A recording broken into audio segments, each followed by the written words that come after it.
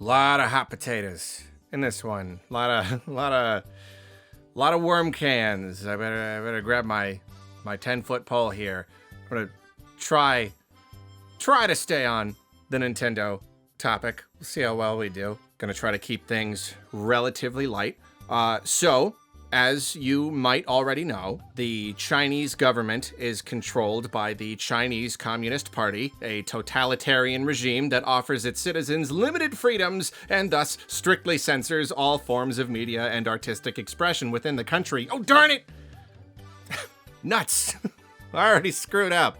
Basically, they have very strict limits on the kinds of media that can be sold within the country, and this very much extends to video games for many years. Very harsh limitations on what games could be sold, and that's why a few years back it was a fairly big deal that Nintendo was partnering with Tencent to, publish and distribute Switch games in the country. I mean, because China's a very, very big market, very, very big population. So that was a really big deal.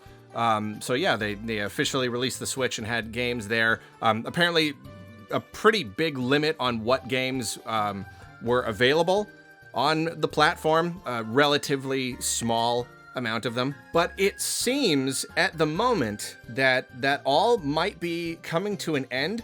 I really don't know exactly. This seems to be something that's kind of breaking now. Really don't have a ton of details. And of course, I really don't know a whole lot about the inner workings of this kind of stuff. But it is being reported by a social media account goes by Chinese Nintendo. They got like a little thing here that was sent out, I believe, by Tencent.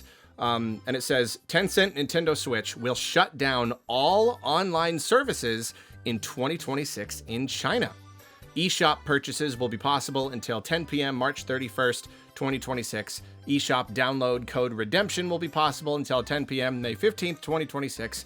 All remaining internet services will also terminate on 10 p.m. May 15th, 2026. So it seems that it's all just getting ripped down. I mean, the entire eShop is going to go offline, and I don't know exactly if this means they will also stop selling physical games there. Is this a complete removal of officially Nintendo published stuff in China?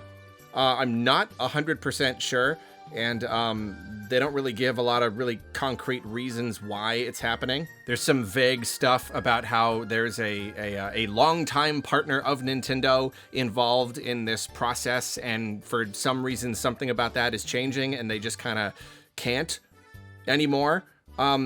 Which is strange because, between Nintendo and Tencent, they are powerhouses. They're very large, and it seems like they would have every reason to continue exploring this avenue. Again, China is a very, very massive market, and this was something that was worth pursuing in the first place. And so it's a little weird that if some little behind-the-scenes thing just made it not viable anymore. I mean, I don't know. Is it really just that it's not economically viable for some reason, or has the government stepped in again and said, no, we change our minds again. We don't like that you're selling Mario games anymore. They're too dangerous ideologically to sell to the people. I really don't know.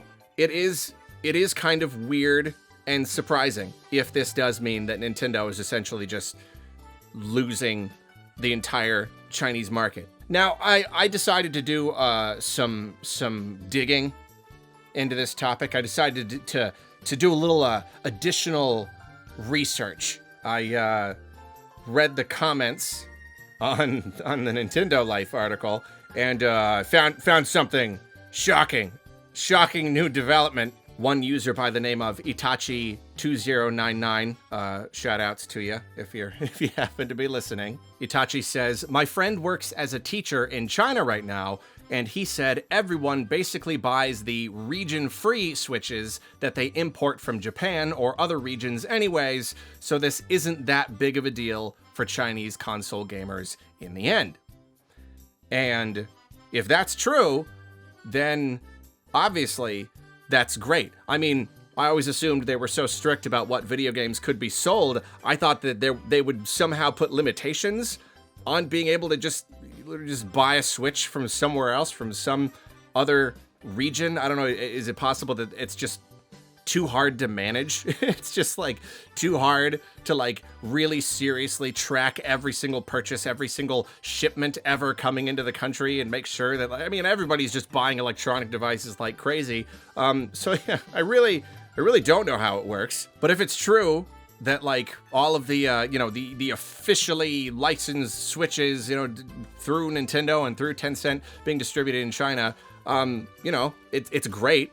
If that was not the only option, if it is possible that people could just buy Switches and get on the eShop and buy whatever the heck they want, that's really great. And that means that this whole thing is not really a big deal.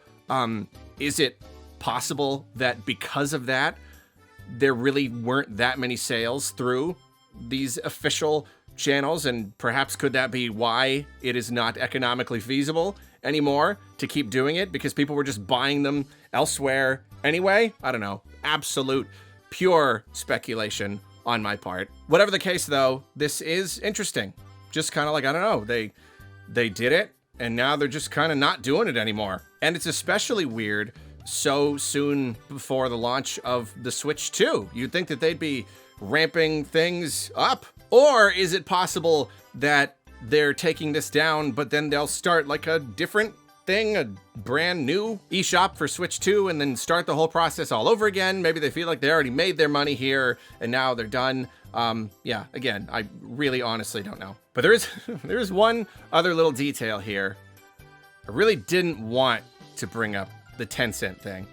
It's always a lot of big arguments about Tencent as a company, and if they are or are not absolute pure evil. It was always disappointing to hear that Nintendo worked so closely with them to publish games in China, and I know Tencent has their fingers in a lot of pies. They own at least small stakes in just about every video game company out there, including Nintendo and all of our favorites, which is great. And I cannot help but look at this last little detail here that perhaps as some sort of consolation that they're shutting down the service, for some reason, they're offering people 4 free games, up to 4 free download codes from, a list of games, but it includes all sorts of really great, big, major Switch games, Mario Kart, Pokemon, just giving them away for free. I mean, it's really nice of them, right? It's really nice of them. The only thing you have to do, the only thing that people in China have to do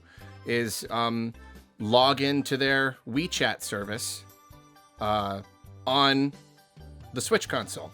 And WeChat is the all-in-one social app developed by Tencent that is used by about 80% of the population of China, so about 1.3 billion people. Essentially, the entire population of China uses the WeChat app. And,